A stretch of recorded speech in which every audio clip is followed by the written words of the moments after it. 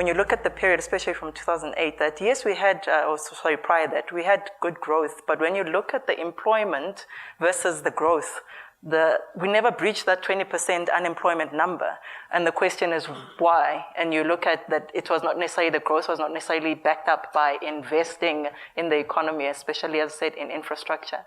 And why I'm saying infrastructure is that it's, it's the foundation of the economy, that when you do have the infrastructure, the cost of goods in terms of, transporting goods, etc., goes up, the connectivity, etc. So it makes things cheaper, and obviously when things are cheaper, consumption goes up. So I think for us, especially on the DFI, like the Development Bank of South Africa, we are focusing on increasing the investment in infrastructure space, in energy.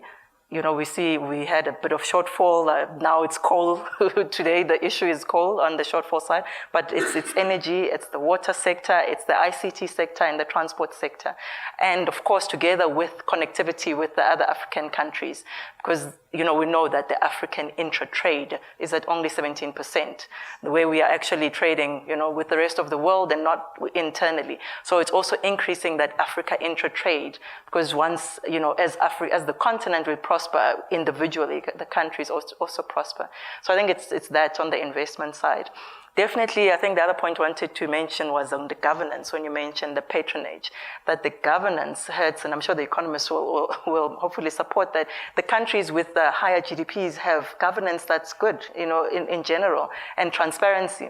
So where we see our governance, where it's at, and not only in state-owned companies, I think just governance in general. And we're not only talking about state capture, we're talking about governance of, we talk about the municipalities and the services that they're supposed to deliver. Our municipalities run efficiently and effectively to deliver these basic services, to ensure that schools, we talk about the toilet incidents, that schools are actually, we've got proper schools for children, let alone definitely the teachers as well. So I think that ensuring the governance, and I think, again, I'm sorry to emphasize the role of the private sector, but I feel that the private sector has a role to play in governance.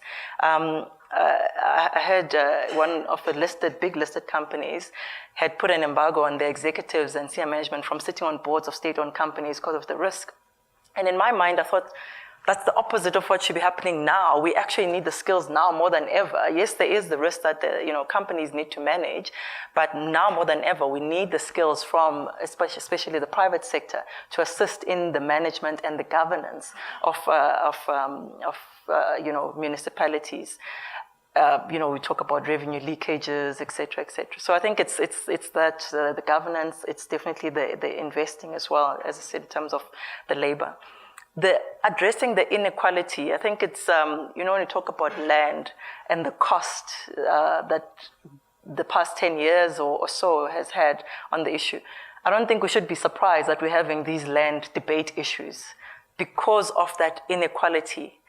There was a study that was done by Singularity University that spoke about how we as human beings behave. They did an air rage study, that people who walk, if you've got an economy seat and you walk through business class to go to your seat, there's a higher air rage in the plane than when you just go from the door through, straight to economy. Because as human beings, we don't like to see other people's wealth.